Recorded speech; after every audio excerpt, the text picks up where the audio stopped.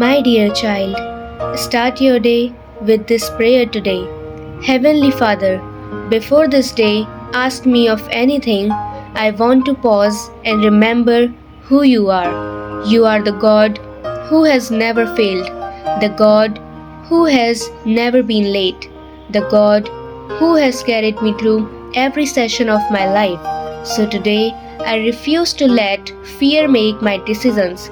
I choose to let faith lead me.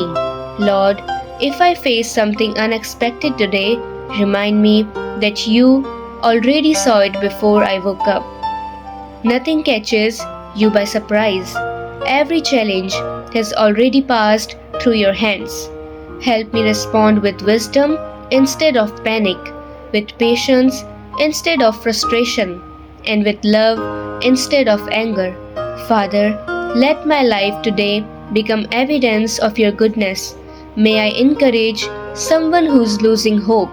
May I forgive someone who needs grace. And may I leave every place better than I found it. Thank you for walking ahead of me and preparing the way. I place this day completely in your hands. In Jesus' name, Amen. If you are trusting God with today, comment, Amen. God is already there.